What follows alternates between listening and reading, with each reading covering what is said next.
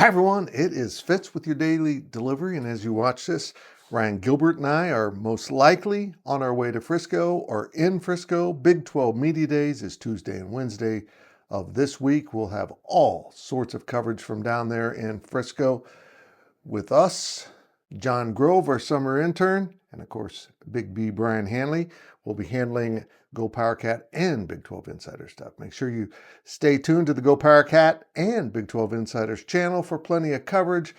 And the good news for K-State fans is there's no waiting around.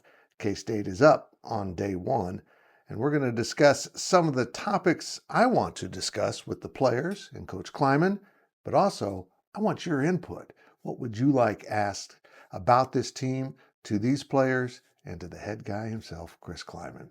Of course, remember to subscribe to this YouTube channel. Appreciate it so much. Let's pass the word. Let's get these numbers up. Let's get this thing cooking as football season nears. I can't believe we're at Big 12 Media Days already, but here we go.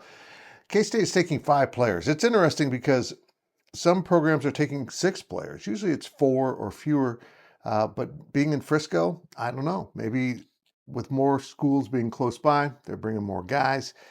Of course, K-State will fly down, even though it isn't that far. Don't put me on the plane.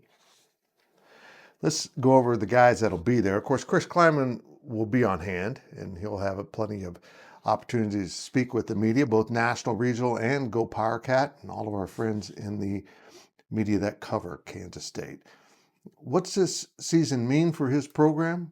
What's the opportunity that lies ahead? And what are the challenges of this year 2 of the new 16-school Big 12? What lies ahead for these Kansas State Wildcats? Those will be some of the things I'll ask Chris Kleiman. Hopefully I'll have a breakout interview with him alone. So drop some questions you would like to ask. Of course, Avery Johnson will be there, and I want to know if Avery feels different heading into this season as opposed to last. He's physically more developed. How has that helped his confidence, and how has that helped him playing a full season of games now, and this not being a new experience? One of my favorite players in a long time, Des Purnell, will be there, and I want to ask him, as a senior who has just erupted into a really good player, what's the young linebackers like?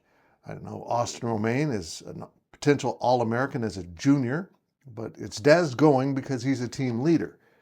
And that team leader is going to need to help develop some of those young linebackers. Who jumps out at him? Who will be seeing in the mix? Old man Taylor Portier is there for one last round. Of course, Taylor's had 2 knee injuries, and he's able to come back for a 6th season.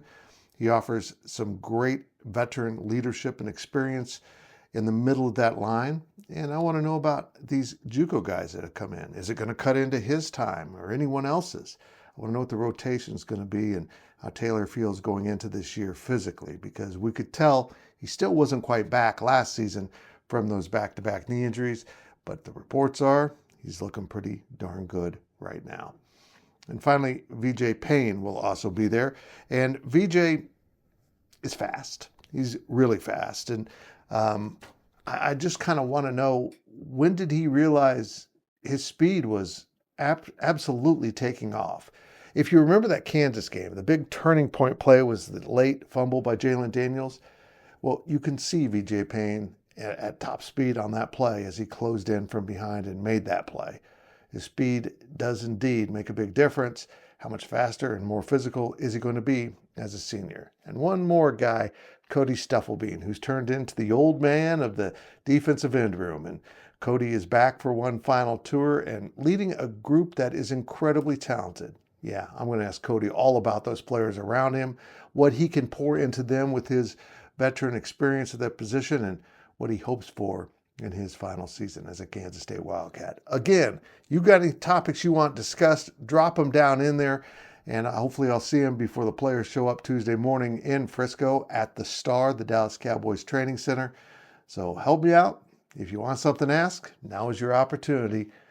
And I will see you in Frisco, although I'm going to do one more from here to get me ready for Tuesday and a long day of work. I am fired up.